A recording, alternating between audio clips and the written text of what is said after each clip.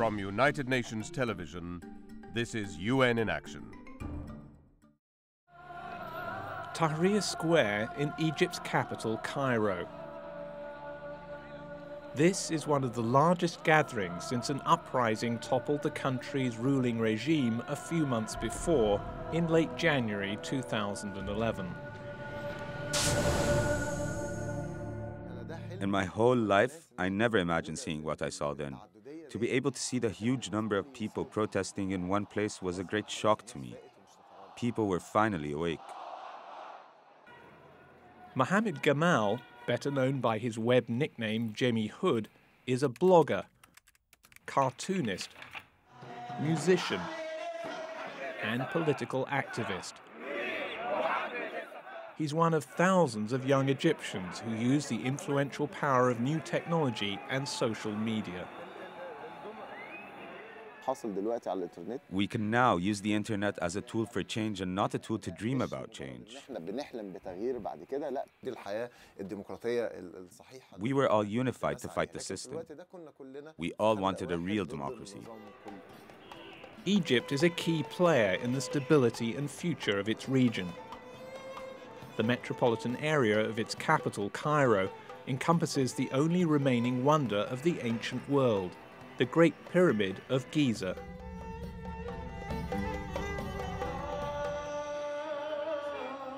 But the grandeur of this nation's history has been at odds with its political reality, where stability came at the expense of political and social freedom.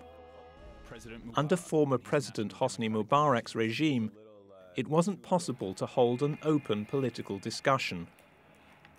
But with the advent of social media, Jemmy began blogging and posting his cartoons online to bypass censorship and demand change.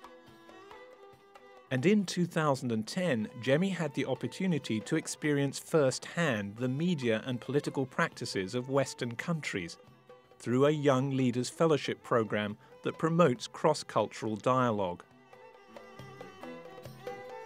We got to visit places that I never dreamt of visiting.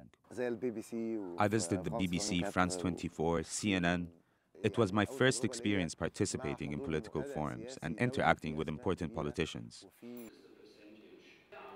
The program is organized by the United Nations Alliance of Civilizations, which recently co-hosted a forum in Cairo on media and Arab-West relations.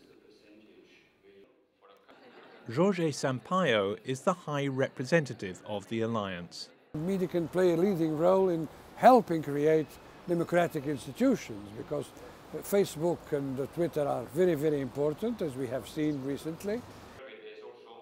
Also at the forum was Etar Kamal, an award-winning journalist and author.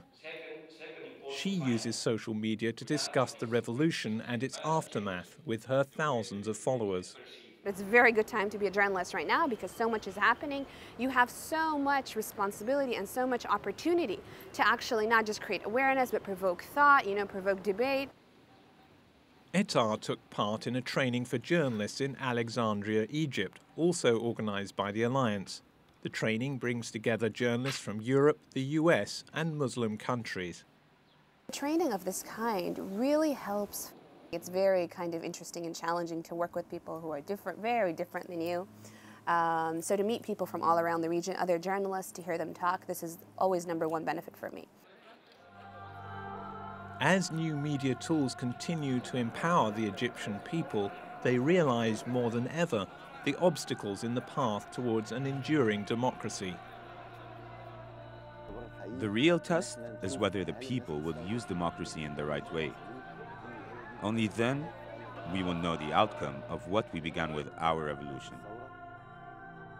But for most of the young people who took part in the uprising, the process in itself has already proven to be an extraordinary experience.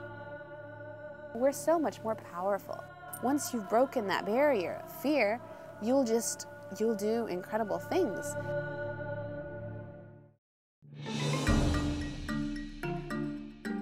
This report was produced by Camillo Frere for the United Nations.